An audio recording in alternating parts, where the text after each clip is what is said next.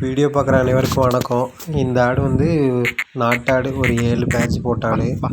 அதோட பின்னாடி நிற்கிற கிடா குட்டி வந்து 5 மாதத்து குட்டி. 2 குட்டி போட்டிருந்து 2 கிடா குட்டி.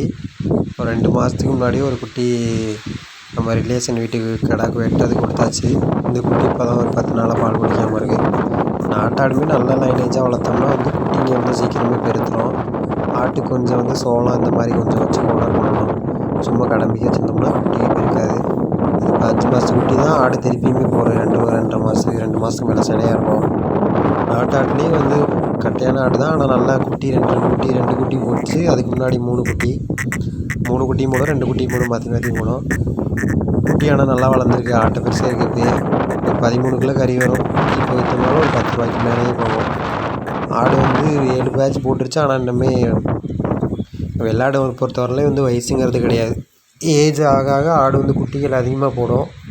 மற்றபடி நம்ம கொஞ்சம் பாங்கு பண்ணி வளர்த்தோம்னா ஆடு 20 பேட்ச் கூட போடும். வெள்ளாடை பொறுத்தவரையிலும் ஏஜ் அவ்வளோ சீக்கிரம் ஆகாது.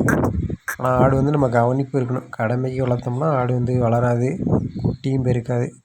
5 மாதத்து குட்டிங்கிறது இது வந்து ஓரளவு ஆட்டுலேயும் பால் இருக்குது. நல்லா பால் உள்ள லைனேஜ். அதனால் வந்து குட்டி பெருத்துருச்சு. ஆடு வந்து நல்ல ஆடு.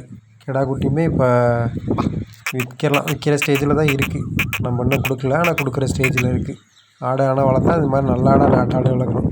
பால் இல்லாத ஆடு, ரொம்ப கட்டையாக இருக்க ஆடு, குட்டி பெருக்காத ஆடு, அதுமாரி கிடாயுமே கொஞ்சம் நல்ல கிடாயாக போடணும். அப்போ தான் ஆடுங்க குட்டியும் பெருக்கும்.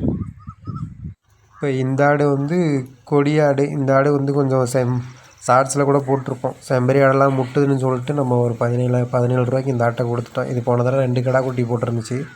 இந்த டைமில் ஒரு 10-15 நாள் குட்டி போட்டுரும். நம்ம ஆடு கொடுத்தாச்சு. இந்த ஆடு எடுத்துகிட்டு போயிட்டாங்க கை வளர்ப்பாக வளர்க்குறதுக்கு. செம்பரி ஆட்டோட மேய்றப்போ செம்பரி ஆட்டு சைனையாட்டெலாம் முட்டுது. அதனால் நமக்கு செட் ஆகலைன்னு சொல்லிட்டு கொடுத்தாச்சு.